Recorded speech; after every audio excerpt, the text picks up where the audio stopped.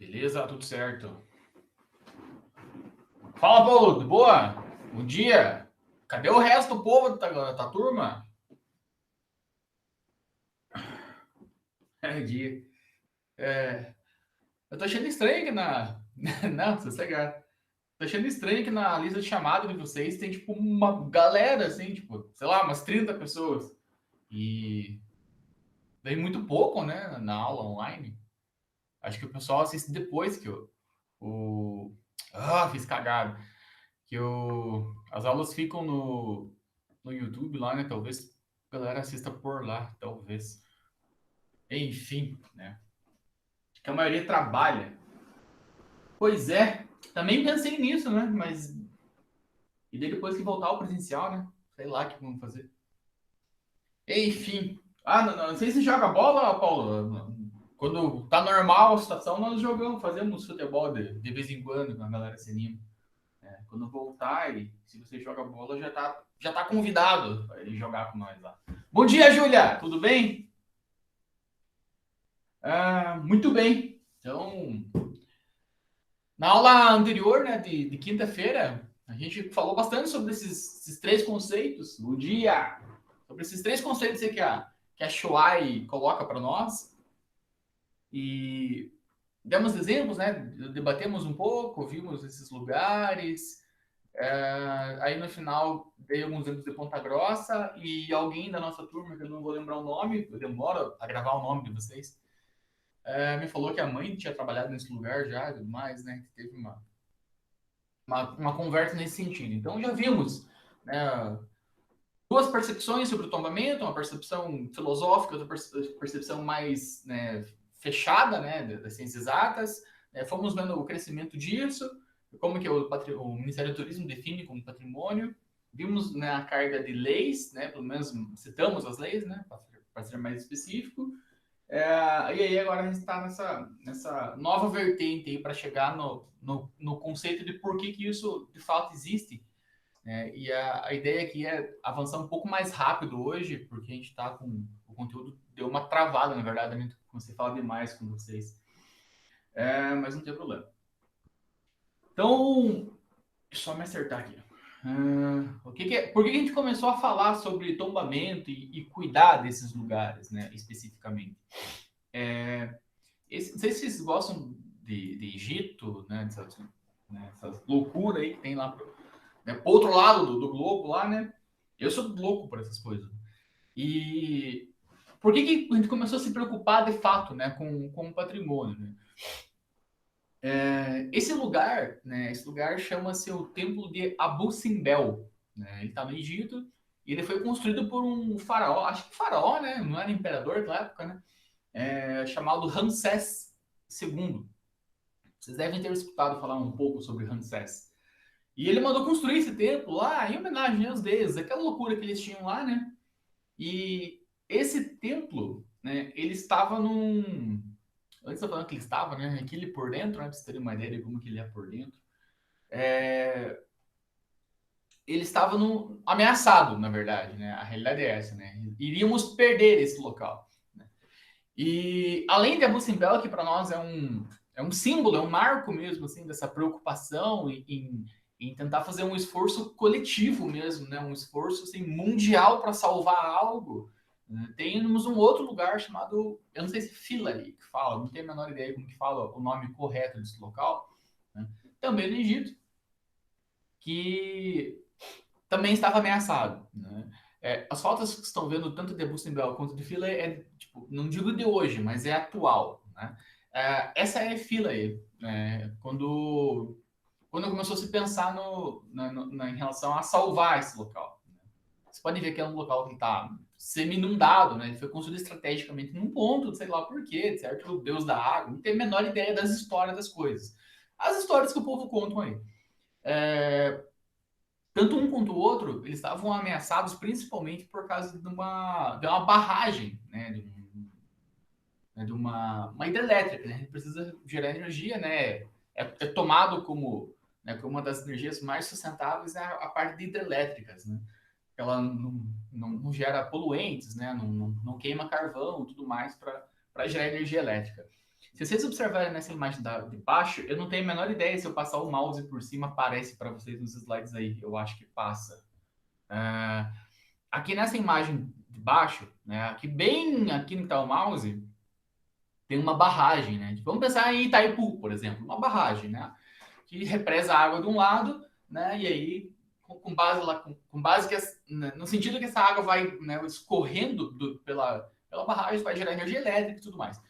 Esse local está bem perto do aeroporto, né, do Egito, e tem até uma rua aqui, né, uma estrada chamada de Tourist Road, né? A estrada de turistas, digamos assim, né?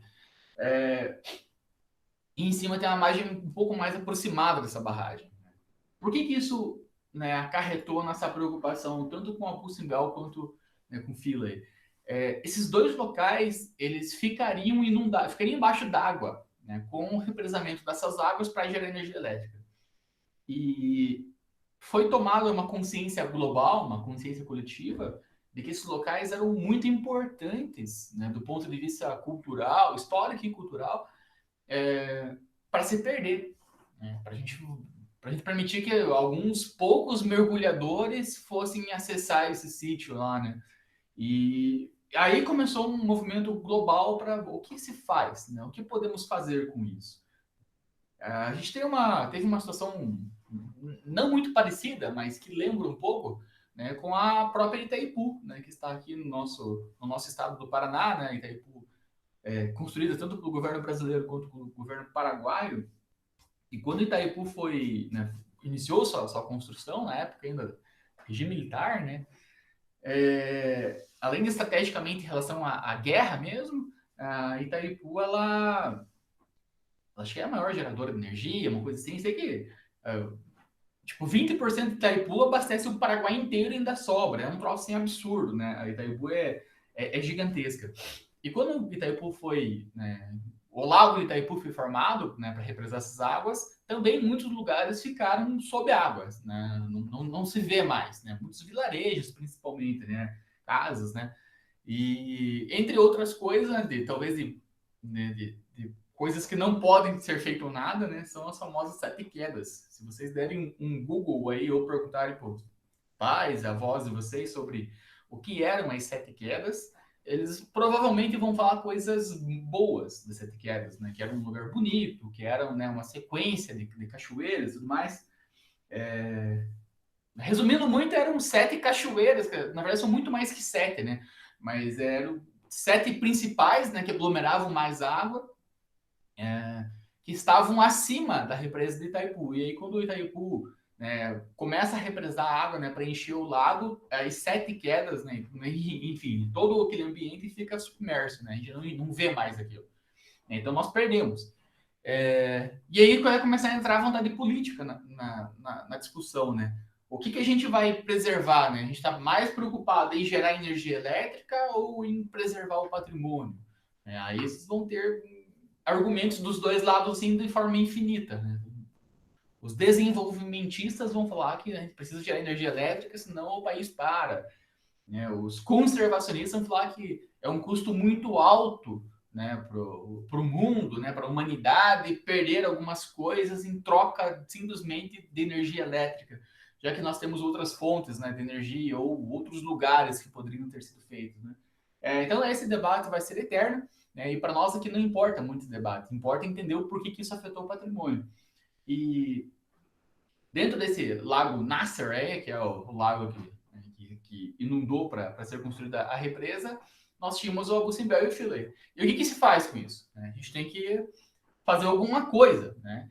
E o que foi feito nesses dois lugares, né? E aí, se for pensar ainda na época que foi feito isso, é uma coisa assim, impressionante, de escala assim, astronômica, eu diria. Tanto um quanto o outro foi movido do lugar. Tiramos, né, do lugar e colocamos em outro. Né? Só que a gente não está falando do Cristo Redentor que a gente desmonta e monta, assim, da Torre Eiffel. A gente está falando de templos, né? Está falando de toneladas de rochas, né? E como faz para mover isso, né? Recortando, basicamente. Né? Então aqui tem umas fotos, né? As fotos desse período sempre são muito antigas. Vocês podem, certamente, eu nunca procurei, mas certamente deve ter algum documentário, nesses negócios tipo Discovery, assim, que ninguém assiste, né? Acho que só eu assisto o Discovery. Deve ter algum documentário dos caras fazendo isso, mas cara, ainda que a imagem esteja ruim, dá pra vocês perceberem que o cara tá com uma espécie de um serrote ali, cortando a rocha, né, de cima para baixo. Né? Então eles fatiaram literalmente o templo, né, para poder movimentar ele. Né? Então aqui temos outras fotos. Ó. Olha que legal, né? Os caras fatiando o rosto ali do faraó. E aí eu sempre brinco, né, que falam bastante, eu tenho um certo problema com religião, vocês já devem ter percebido isso. É, mas dizem que a fé move montanhas, né? Eu não sei se a fé literalmente move montanhas, né? Mas a ciência e a engenharia tá aí para provar que sim, né? Que eles conseguem mover algumas coisas. Então, o que foi feito, né? Esse templo é um templo, né? Pensa numa casa, né? Então, a gente precisava modificar isso, só que quando o templo foi construído, ele se apropriou da geografia do lugar. Então, já tinha lugares mais altos, mais baixos, tipo, como se fossem degraus, né? E para mover isso, eles não tinham um terreno igual, né? Então, se constrói-se, né, uma espécie de um domo aí, né, e depois as peças vão só se encaixando, né, para que o templo, de fato, consiga representar bastante o que ele era antes, né? Então, aqui o resultado final dele. Né? Se vocês pegarem fotos onde ele estava originalmente, né, e de como ele está hoje, ao menos, né, na parte visual dele, ele é idêntico. Né? Altura, largura, profundidade, ele é exatamente igual. Né? Só que ele agora já é um lugar artificializado. Aqui vai entrar de novo uma porrada né, de argumentos contra e a favor. Né? Quem é a favor vai dizer que pô, pelo menos salvamos o negócio, né? E continua sendo ultra visitado. É um símbolo, né? É um marco, né? Tanto para a ciência, né? Para a tecnologia da época, quanto hoje, né? Pensando no aspecto turístico, mas para os caras mais radicais, assim, para aquela galera mais xiita, vai bater muito que o local onde foi construído originalmente era sagrado para os egípcios, então mudar de lugar não funcionaria. Né? Seria mais ou menos a gente tirar todas as igrejas do Vaticano e colocar em outro lugar. Né? Aquele local é sagrado porque tem, né, uma, um lastro, né, uma ligação aí com o local que Cristo supostamente foi sepultado e depois, né, ele revive, né, e sai. Então ali é um local sagrado, né? Por isso nós temos tanta guerra, né? As chamadas guerras santas, né? Tudo mais. Os territórios são espaços sagrados. Então você vai ter essas duas discussões. É o que sempre passa a bola para vocês, né? Vocês têm que pensar, né? O que era melhor? Né? Deixar esse local embaixo d'água ou tirar ele e mudar para outro lugar, né? Para mim é muito óbvio essa resposta, né? Se puder mudar ele e salvar o espaço, para mim é o ideal. Para mim. Talvez para vocês também não funcione dessa forma. Né? Tipo, vamos mudar as pirâmides do Egito. Pô, mas ela tem um alinhamento com estrelas, não sei o quê, tem um monte de história. Né? Então, cada um. Né? Mas foi feito isso, né, na minha percepção, foi uma coisa excelente, né, do ponto de vista macro. Né? Então, tanto para mostrar um esforço mundial para fazer isso, tanto para as técnicas, né, para tentar fazer isso da melhor forma possível, enfim, né, para mim foi muito importante. Outro local é o Philae, né, como comentei com vocês, né. Então aquele, né, achou-se lá uma ilha, né, mudou-se um pouco, né, o terreno dela e foi também transportado, né, de um local para o outro e a galera vai visitar isso. Vocês podem ver que, pelo menos do aspecto turístico, não foi afetado, né? Então ele está derramando barco ali para chegar até a ilha. Então a galera continua visitando ele que não seja o local original que estava, né? A edificação. Isso é muito importante, né? Porque as pessoas de fato gostam de ir para os locais originais, é muito mais gostoso, né? Você ir num local que encontraram lá um dinossauro gigantesco, é muito legal você ir até lá onde que estava de fato. Mas geralmente esses locais não são muito acessíveis, né? São mais complicados de ir. Às vezes tem uma restrição muito grande também.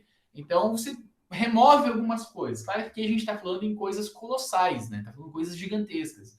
Mas isso vai funcionar muito bem para os museus. Né? Então os museus eles não te levam no local de cada coisa estava, né? Eles reúnem num único local, né? Então para mim é importante, é legal. Vocês podem ver que pelo menos do ponto de vista turístico ele continua tendo o mesmo impacto, né? O mesmo poder de atração, né? Como vocês podem ver nas imagens. Agora a gente vai entrar em alguns conceitos que são bem importantes para nós, né, do ponto de vista do turismo. O primeiro deles é sobre preservação. Vocês vão ver bastante uma discussão grande entre preservar e conservar, né? São coisas distintas, bem distintas, né? O que é o conceito em si, né? A preservação é uma intervenção legal, né? Vai chegar alguma lei, né? Algum decreto que vai dizer, ó, esse local aqui é preservado. Basicamente é isso. Aí está como bem cultural, né? Mas ele também pode ser um bem natural. Não precisa necessariamente ser o cultural. Ele se concentra naquilo que foi julgado importante, né? Então aquilo que foi, né, foi pensado como algo muito importante, né, a ponto dessa importância ser justificativa para que esse local permaneça, né, idêntico ou o mais próximo possível desse idêntico, né, para toda a eternidade. Né? Então isso é a ideia da preservação. O que vocês estão vendo aí na foto é o que eu falei bastante para vocês algumas aulas atrás, né, que é a tal da mansão Vila Hilda, que eu comentei bastante com vocês já. Então, a primeira foto lá, né, suposta, não sei quando que é a foto, mas supostamente de quando a casa deve ter sido inaugurada, né, e agora uma foto um pouco mais recente, que essa recente também deve ser uns 10 anos já, né, faz um tempo né, que eu tenho essa foto. Vocês podem ver que os aspectos essenciais da casa permanecem iguais, né? O que mudou um pouco foi o jardim, né? Você tem algumas araucárias, né, que cresceram e tudo mais, e aí também isso é um problema. Né? Então, poxa, mas quer sair cortando árvore? Não necessariamente. Mas se, por exemplo, né, essa casa tivesse sido tombada, especialmente né, pela visão arquitetônica dela, né? Só por isso, só porque a arquitetura dela é fantástica, é incrível e é muito bonita. As árvores começam a atrapalhar isso. Pelo menos essa visão da arquitetura. Vocês podem ver que a casa já está ficando um pouco mais escondida. Esse é o problema que a gente teve em Vila Velha, até bem pouco tempo atrás. Vila Velha é um parque estadual, né, com monumentos naturais, né, os arenitos rochosos, que ele foi criado o parque para proteger a geodiversidade daquele local. O Vila Velha só existe por causa das rochas. Né? Então, se não fosse as rochas, talvez fosse um parque, mas ele foi criado, né, o objetivo de criação do Parque de Vila Velha foi para proteger aquelas rochas, né? A taça, o índio, o camelo, o barco, enfim, toda aquela conjunto de rochas que tem ali.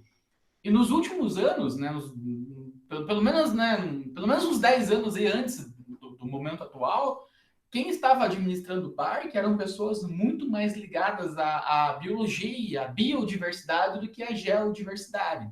E aí eles tinham na cabeça deles, os gestores, de que, pô, peraí, nada faz aqui no parque, nada faz. Né?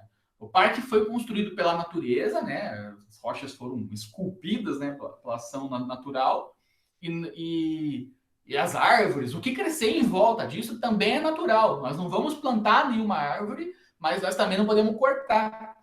E isso foi um problema muito grande para a Vila Velha durante muito tempo, né? Porque você chegava lá, você não conseguia enxergar mais aquilo lá. Né? Você chegava lá, eu quero ver o camelo, mas você tinha que dar tipo 5 passos para o lado, olhar de um ângulo, mais 5 passos para o outro lado, olhar de outro ângulo e montar a imagem na tua cabeça. É claro que o camelo não é esse exemplo, né?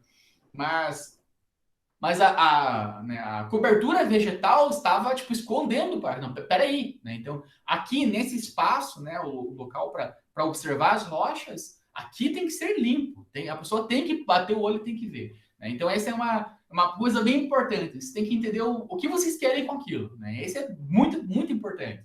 Poxa, eu quero deixar o parque extremamente, né, acessível para todo mundo.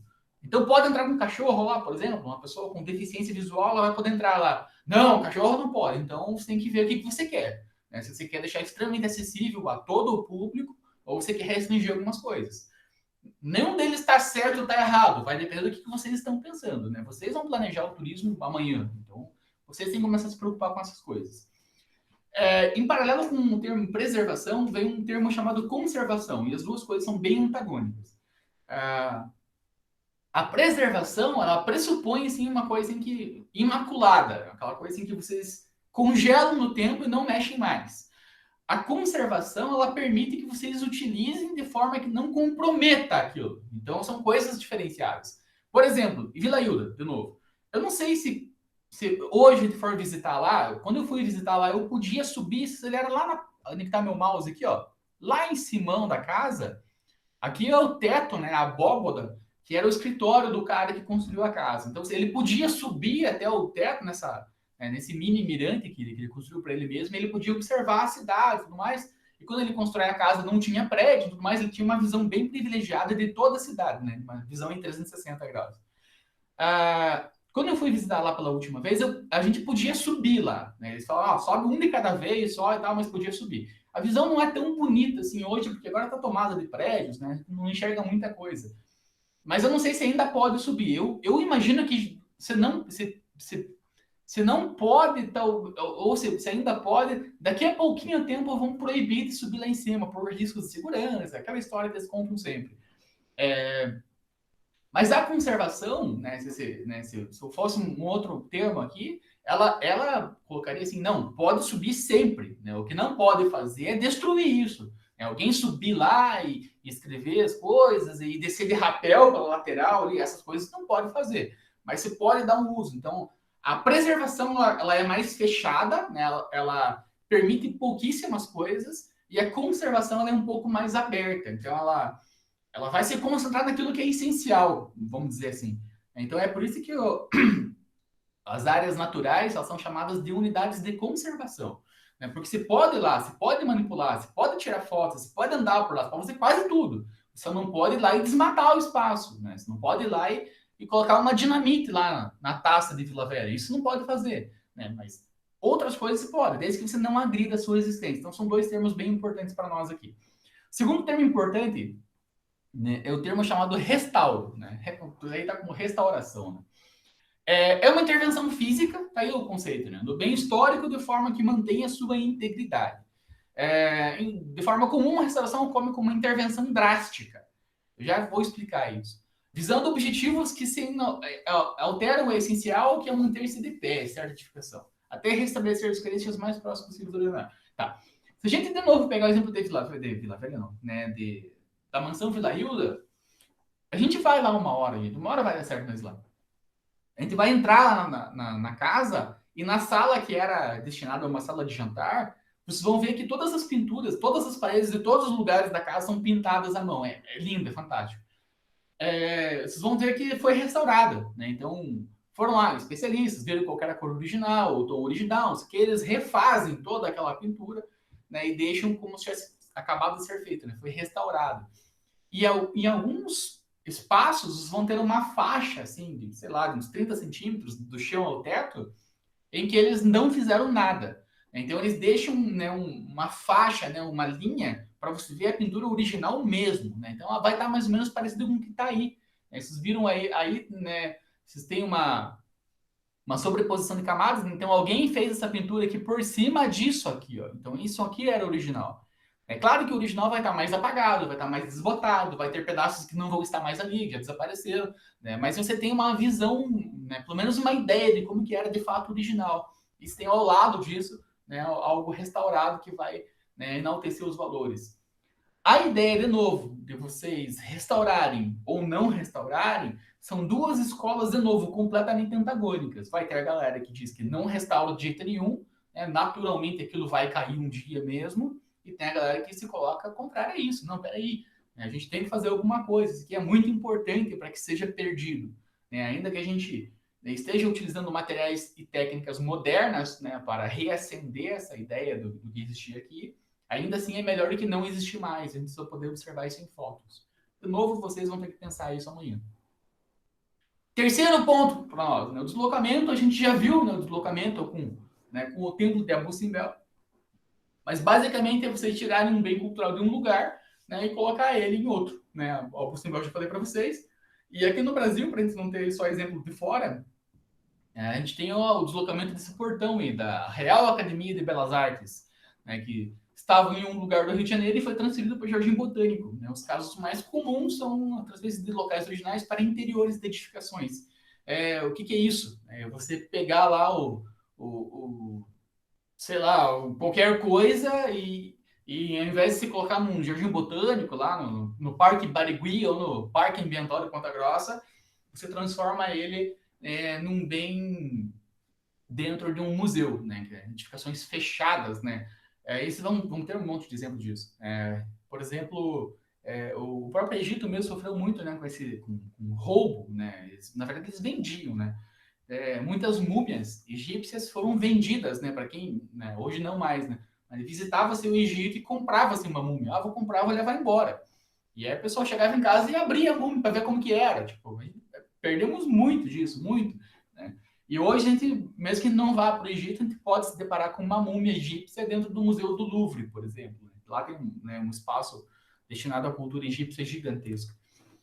Esse é o que eu falei para vocês, né, do portão aí da Academia Brasileira de Belas Artes, né? Então, vocês estão vendo aí na foto em preto e branco originalmente e na foto colorida, né, à direita, vocês observam, né, que tá só um pedaço aqui mesmo, né? Pode ver que aqui tem árvore, né? Acho que é um bambu, inclusive. Ele sobe e tudo mais, e aqui de novo ele não tem mais. É só esse recorte mesmo, só esse pedacinho, né, de todo o prédio aqui que foi preservado. Né? E ele está hoje lá no Jardim Botânico do Rio de Janeiro, né? Inclusive tem um caminho aí como é que é? Palmeiras, né? Chama-se isso como aleia, acho que não sei como que fala esse termo, mas o caminho das palmeiras, né? Então você caminha por as palmeiras e vai dar de cara com esse portão aí do Jardim Botânico, né? Que era da Academia de Belas Artes, né? Ele tem quase 100, agora tem mais, né? De 180 anos, né? Ele foi construído por um francês, né? Jean-Baptiste Debré, né? E o que mais me impressiona sobre tudo isso é que é uma obra extremamente importante, extremamente rica, né, de um cara gigantesco, né, o Debré, e a gente nem ouve falar disso, né? Eu geralmente em sala de aula eu pergunto para vocês, né, quem já ouviu falar desse lugar, né? E a gente nunca ouviu falar desse lugar, o que me assusta bastante, assim, essa falta de educação patrimonial que nós não temos, né? No ensino médio, no ensino fundamental, nós não temos nada disso.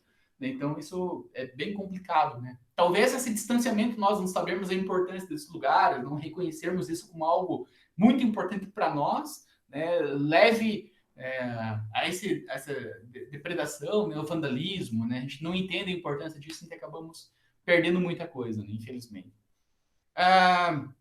Outra coisa em relação ao próprio deslocamento que eu falei para vocês, né? Esses são os moais, né? Famosos moais que ficam na Ilha de Páscoa. E aí um desses moais, né? A cabeça só, né? De um desses moais é essa foto da esquerda que estão vendo aí que ele está no Museu da França, né? O Museu de Louvre, né? Em Paris. Tá lá. Então eu nunca fui para a Ilha de Páscoa, por exemplo, né? Que está muito mais perto de mim do que Paris. E em Paris eu consegui ver, né, um moai, né? Chegar pertinho dele, né, tirar foto e tudo mais. Então, são coisas que a gente pode repensar, né? Então, talvez, né, o sítio original ou seja muito caro de chegar lá, muito difícil de ir até ele, né? Os museus, eles cumprem esse papel, né? Claro que a experiência de eu estar na Ilha de Páscoa certamente é diferente de eu ir até o Museu do Louvre, lá um ambiente com ar-condicionado, com a luz ideal para observar aquilo, né? Com informações ali para eu saber mais sobre aquela obra que eu estou observando. Né? Mas, ainda assim, não, vamos dizer assim, um não compromete a existência do outro. Né? Não é porque eu vi o Moai lá em Paris que eu não quero ir para a Ilha de Páscoa, por exemplo. Né? Então, a experiência que eu tive lá em Paris, por exemplo, só me deu mais vontade ainda de ir para a Ilha de Páscoa algum dia na minha vida. Né? Então, são coisas, né, que, do ponto de vista turístico, não afetam tanto. Com base nisso, né, temos mais um conceito, né, que é chamado de réplica. Eu sei que tem bastante conceito hoje. O que é réplica? Né? É a reprodução de um modelo. Né? Então, eu pego algo e faço, né, digamos assim, uma cópia dele. Né? Embora se pressuponha que exista um original, existem casos que o original nem existe mais, né? Existindo apenas só as cópias. Aí, nesse caso, mesmo que o original não exista mais, a classificação da réplica é mantida. Então, por exemplo, né, voltando ao Moai aqui, vamos imaginar que ele de baixo acabou, explodiu uma bomba, lá não existe mais nenhum.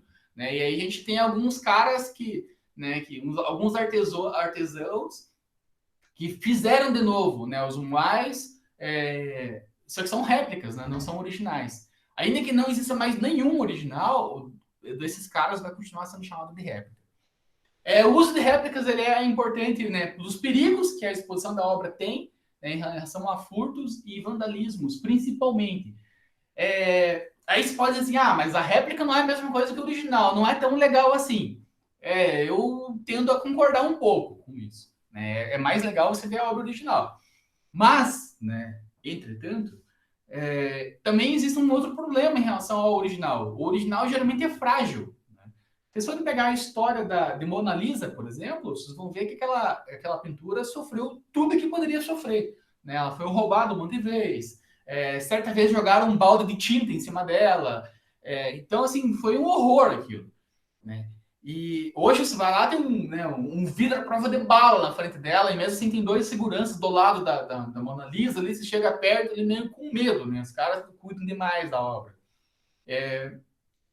E a original, ela tem muito mais, né, muito mais problemas em relação a isso. A réplica não, né? A réplica, por exemplo, você permite que as pessoas possam manipular. Jamais vocês vão chegar lá no Louvre e vão poder enfiar a mão lá na Mona Lisa, ou em qualquer obra que tenha lá. Vou enfiar a mãozona aqui para ver como que é a textura, mas não dá para fazer isso. Nas réplicas dá, né? Inclusive é estimulado a fazer isso. Né? Então, por exemplo, né, um deficiente visual que vai visitar a Mona Lisa hoje no Louvre, ele não tem muita coisa a ser feita além de ouvir. Né? Então ele vai ouvir, né, detalhes, né, uma descrição super detalhada sobre a Mona Lisa, mas ele não vai poder tocar. Né? Então, de repente, uma réplica ele poderia fazer esse toque, né? Ele poderia manipular. De novo, a experiência para mim é outra. Eu gosto muito de manipular coisas. Né? Geralmente, no que eu vou, lugares que não chegue perto, não respire, não fale nada, não fale alto, não tire foto. Isso me incomoda um pouco. Isso para mim. Tem pessoas que acham isso de boa e entendem uma certa tranquilidade. Eu acho mais legal eu ter uma certa interação. E a réplica permite a gente, né, ter essa interação. Né? Tem um exemplo bem legal aqui. Ó. Essa é a estátua de Davi, né, feita por uma das tartarugas ninjas lá, do Michelangelo. Lá, né? Para quem não lembra quem é Davi, Davi, né, de acordo com a Bíblia, é aquele herói bíblico lá, né, que derrotou o gigante Golias. Né? Esse é o famoso Davi. Né? A estátua é de mármore branco, né, e originalmente ela foi colocada na frente da sede do governo de Florença. Né? Esses caras da Tartaruga Ninja aí, né, estavam no Renascimento italiano. Né? Então, Florença é muito importante, principalmente para Da Vinci, né, principalmente. Ele estava, né, na foto à esquerda aí, com os olhos, né, ele estava olhando para Roma. Né? Isso é muito legal, isso. Porque essa perspectiva sensível, né, de se colocar o direcionamento do olhar de uma estátua, né, para um lugar específico, ela tinha uma crítica muito forte em relação à liberdade civil na época. Né? Então, você estava olhando para o centro do poder. E, tipo, a gente construiu uma estátua que olhando para Brasília. Né? Tipo, ó, estamos de olho em vocês aí. Né? Vocês estão fazendo besteira. Estamos atentos ao que vocês estão fazendo. Né? Só que aí, por ela estar exposta, né, do lado de fora, né, chuva, sol, né, e principalmente poluição, né, para quem foi para a Itália sabe que a Itália é uma zona, é uma bagunça, a Itália, né, uma réplica foi colocada no seu local original. Então, o que vocês estão vendo à esquerda, né, na foto e na frente da sede do palácio, do governo deles lá, é uma réplica. Né? Algum artista reesculpiu, né, o Davi com todos os detalhes que Michelangelo fez e colocou lá. Né? E a estátua original de Davi é essa da direita, né, que não está mais no seu local original onde foi construída. Né? A original dela, né, está na galeria, né, de Belas Artes, também em Florença. Para proteger disso, né? Para proteger do sol, para proteger da chuva, né? Isso é mármore, o mármore mancha muito fácil, né? Para proteger de poluição e tudo mais, né? E também de vandalismo, né? Nada, né, exposto ao ar livre do jeito que está a réplica, né? Nada impede de um maluco chegar ali e metralhar a estátua, né? Dar um monte de tiro, né? E está perdendo um original de valor de novo inestimável, né? Então, você vai ter essas duas coisas, né? Pô, mas é legal o original, mas às vezes ele representa um risco tão grande para continuar existindo que você tem que mudar de lugar. Né? Então é fantástico. Se vocês começarem a se aprofundar um pouco mais em história, né, geral, vocês vão ver que os italianos têm uma rixa assim, muito grande com os franceses, muito grande. Né? E um pouco dessa briga deles, né, desse desgosto entre eles, vem da apropriação de bens culturais que a França teve. Né? Então, teve uma revolução na França lá que a França começou a abraçar todas as coisas que ela podia, né? Então, múmias do Egito, Moai aqui, né, da Ilha de Páscoa, A gente tem algumas rochas, né? Turmalina? É turmalina? Umas rochas bem específicas do Brasil que estão lá, uma pancada de fóssil está lá, né? E talvez o símbolo maior de tudo isso, né? Tem a Vênus de Milo, né? Tem uma porrada de coisa dentro do Louvre, mas o símbolo talvez mais importante do Louvre seja, né, a bendita da Mona Lisa. E os italianos têm uma raiva disso. Pô, a Mona Lisa é nossa, né? Foi um italiano que fez na Itália, ela sempre ficou na Itália, e aí, né, de repente, né, por um contexto, né, de exploração, né, de apropriação cultural, a Mona Lisa vai parar na França. Então, os caras se odeiam assim, por isso. Né? Então, pelo menos a estátua de Davi continua na Itália, né? Só não está mais no seu local original. A gente vai ter isso, exemplo, com uma porrada de outras coisas, né? Como ferramentas, máquinas antigas. Vocês vão ver que tem esse uso dessa réplica, né? Então a gente vai em alguns lugares, tem lá, sei lá, o museu não sei, sabe, qualquer coisa aí. Museu da costura, por exemplo. Aí você vai ter uma máquina de costura mega antiga lá que você pode brincar lá de costurar um pano lá e tudo mais. Né? Certamente essa máquina não vai ser original, vai ser uma réplica da máquina original que vai estar ali para interagir. Mas é mais legal você ir lá e ficar lá dando uma de costureira lá, brincando de costurar algo, né? Fazendo de conta que está trabalhando, né? Do que só olhar a máquina lá parada, inerte, lá sem nada, né? É o que é muito comum nos nossos museus aqui, né? A gente só olha e não faz nada. Nosso próximo conceito e penúltimo do dia é o conceito de reconstrução. Né? Então ele vai, né, o nome é bem autoexplicativo. Né? É a recriação de um bem cultural já desaparecido, né, onde se encontrava originalmente. Então vamos pensar que a estátua lá do Davi, que a gente acabou de olhar lá, foi explodida numa guerra. Né? E aí tem lá um monte de foto, um monte de documento, e a pessoa vai recriar essa obra no local original. Né? Então essa reconstrução ela pode ser justificada por representar fatos importantes para um local, por exemplo. É muito comum a gente ver, pelo menos pedaços, né, de locais reconstruídos, né, após a Segunda Guerra Mundial. Né? Então, uma porrada de bomba explodiu lá, muita coisa se perdeu de vez, e outras coisas, né, foram reconstruídas. Né? Então, é bem, bem importante. E aí, quando a gente faz essa reconstrução, né, sem ser no local exato onde estava, né, originalmente a obra, a gente muda o conceito de reconstrução para reprodução daí. Mas enfim, né, pouco importa isso. O que mais importa é entender o conceito aqui. Então aqui a gente tem um exemplo disso, né, o Museu de Benjamin Franklin na Filadélfia, né, nos Estados Unidos, onde que você tem exatamente esse conceito de reconstrução. Então aqui é a entrada do museu, vocês já percebem que na fachada vocês têm, né, um monte de tijolinho e no meio desses tijolinhos tem ali tipo uma vitrine, né, um vidro ali, né, que protege, né. O que está protegido pelo vidro, né, é o que tinha originalmente, né, que é quase nada, né, praticamente só a estrutura.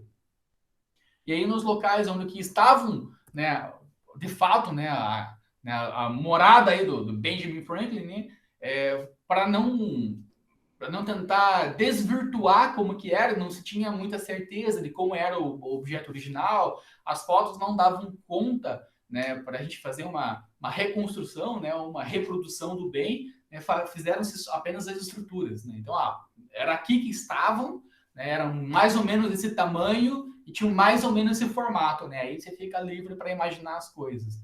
Aqui no Brasil está sendo meio comum fazer esse tipo de monumento, né? Mas não pensando nisso, né? Não porque a gente não tem muita informação, não por isso, né? Se vocês pegarem um outro espaço aqui em Ponta Grossa, bem pertinho do mercado Mufato, do hotel que era Slavieira, agora acho que é Bourbon, ali nessa região tem um posto de gasolina e na frente desse posto de gasolina tem uma rotatória. E nessa rotatória tem um monumento em homenagem aos tropeiros. Ele tem um monte de azulejinho ali que já quebraram um bom pedaço dele. E em cima, né, que era para representar a casa do tropeiro, tem só essa estrutura, assim, né, algumas coisas que você, olhando, você imagina que é uma casa, mas não tá a cobertura da casa ali, por exemplo. Né? Só que aqui no Brasil a gente tem um problema muito grande em relação a moradores de rua. Né? Então, se a gente faz um espaço coberto ali, por exemplo, onde está o monumento dos tropeiros, é muito provável que, né, que haveria algum tipo de morador de rua ocupando esses espaços. Né? E também aí não é bom, porque você está estimulando ele a continuar na rua, né? E vem uma outra discussão bem grande em relação ao impacto social, né? Mas a gente tem alguns exemplos disso. O último conceito de hoje é sobre reutilização. Né? Então, se refere ao reaproveitamento de edificações ou artefatos. Artefatos é mais difícil.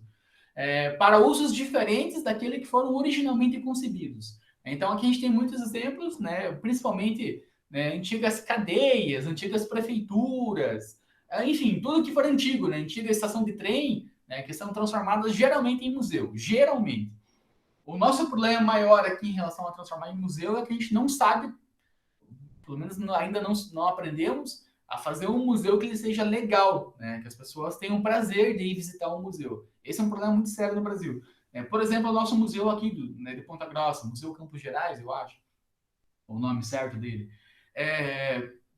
Para quem já foi lá ver que não é legal estar ali, infelizmente a verdade é essa, né?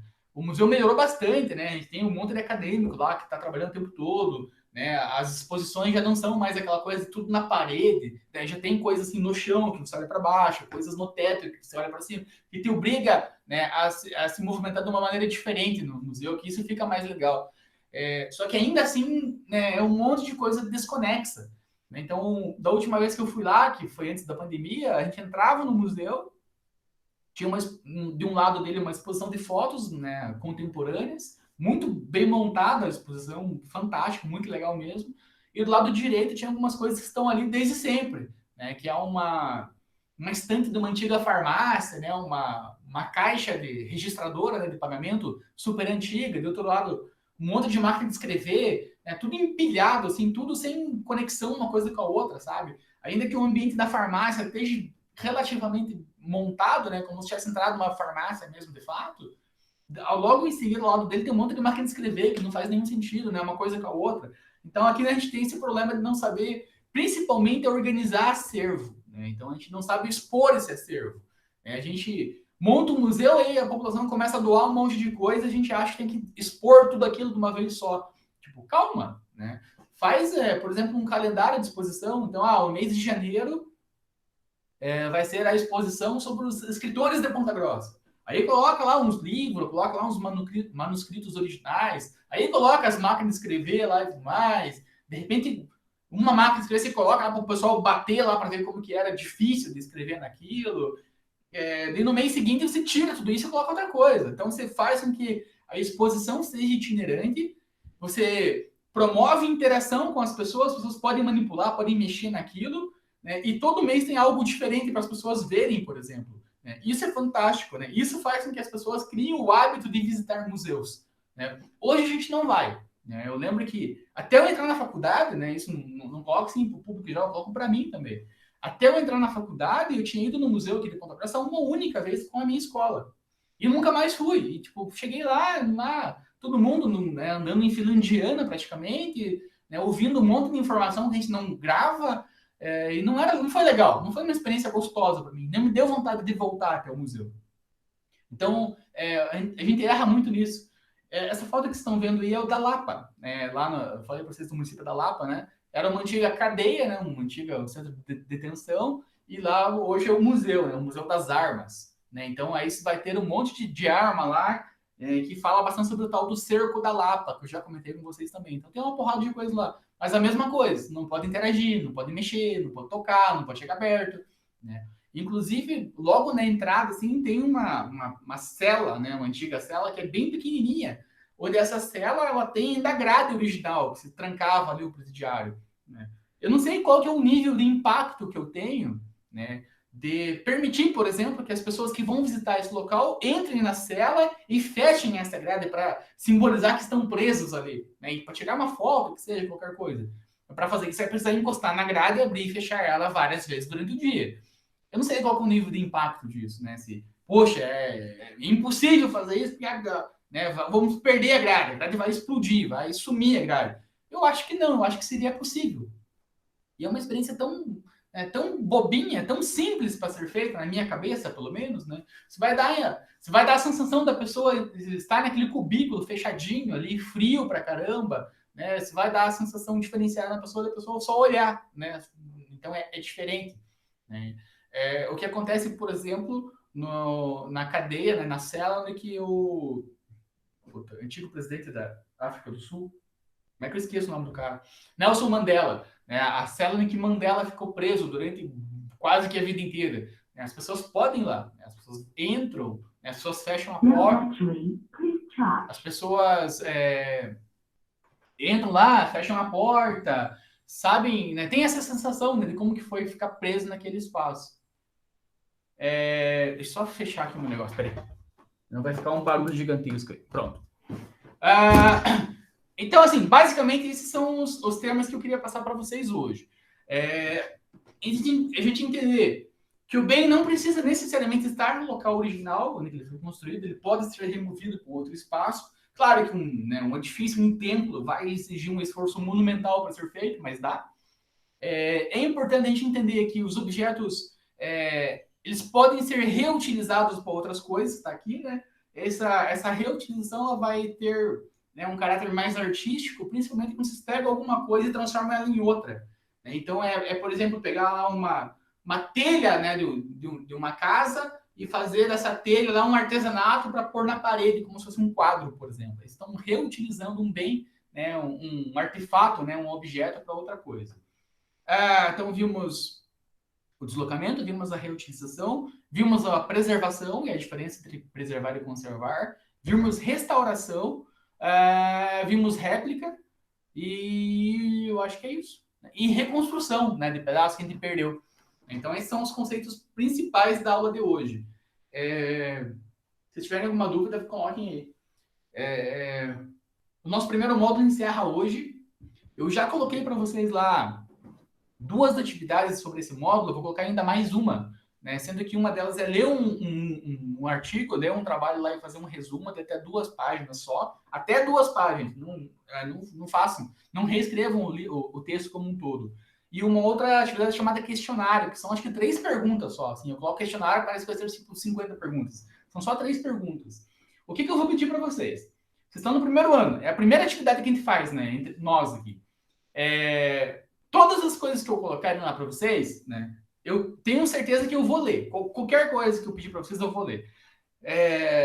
Então, primeiro ponto tudo, se vocês passarem o trabalho de vocês um para o outro, e copiar e colar e mudar o nome, eu vou saber. Tá? E eu vou saber e eu vou zerar a nota dos dois, porque eu não sei de quem copiou de quem. Então, eu zero dos dois. Segundo ponto, quando eu pedir para vocês lerem alguma coisa, fazerem um resumo, que é o que está lá hoje, sempre usem as suas palavras, não copiem e colhem. Tipo, eu quero que vocês leiam, eu quero que vocês, né, contem com suas palavras, tá? Mas não vai ficar tão bonito quanto está no texto original. Não importa, né?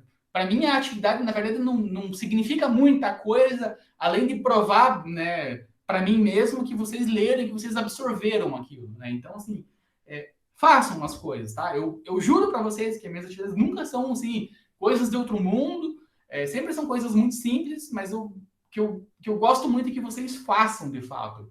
Né? Não se preocupem tanto com o certo, com o errado. Né? No nosso questionário, acho que a primeira pergunta vai ser assim: o que é patrimônio? Né? Essa pergunta ela pode ser, né, respondida assim com uma bíblia de definições, de aspectos, uma porrada de itens que vocês podem colocar lá, né, para definir patrimônio, um conceito muito grande. Né? Mas não se preocupem com isso. Responda o que vocês acham que é patrimônio, sabe? Eu acho que é só prédio antigo. Beleza, tá? Eu já consegui entender alguma coisa que vocês absorveram, que vocês entenderam, né? Eu acho que é tal coisa e tal coisa. Ou uma resposta gigantesca, não tem problema. Né? Desde que sejam vocês falando, tá? Não deem um Google e copiem e colhem, porque isso vai começar a causar alguns problemas com nós. Nossa primeira atividade, né? Vamos ver como que vocês vão fazer. Né? Mas eu dou essas notas aí para vocês saberem como que eu sou meio chato em relação a essas coisas, tá? É isso, eu vou colocar mais uma atividade para vocês ainda, mas vai ser algo também super simples, tá? Relaxem, vamos com calma. Né? E aí essas atividades, né? Essa leitura que vocês vão ter que fazer. É um texto, sei lá, de umas 10 páginas, mais ou menos. Essa leitura desse texto que vocês vão ter que fazer. Esse questionário que vocês vão ter que responder. E mais uma outra atividade que eu vou colocar para vocês. Isso vai compor o nosso primeiro módulo, né? Que eu consegui entender que vocês absorveram, conseguiram entender o que a gente falou aqui, né? O que é patrimônio, quais são essas dimensões do patrimônio faltando, quais são esses conceitos que a gente viu hoje, assim, Tudo é muito tranquilo, gente. Eu juro para vocês que não é nada difícil, né? Eu só quero que vocês façam. Vocês vão ter mais ou menos um mês para fazer as atividades desse primeiro módulo. Encerramos esse primeiro módulo hoje e retornamos logo em seguida, né? Acho que sexta-feira, que nós temos algo novo, dia 16, sexta-feira. Já para o nosso segundo módulo, que daí a gente vai começar a falar sobre tombamento, especificamente daí. Beleza? Alguma pergunta, alguma dúvida, alguma sugestão, qualquer coisa que vocês queiram falar? Tô morrendo de sede.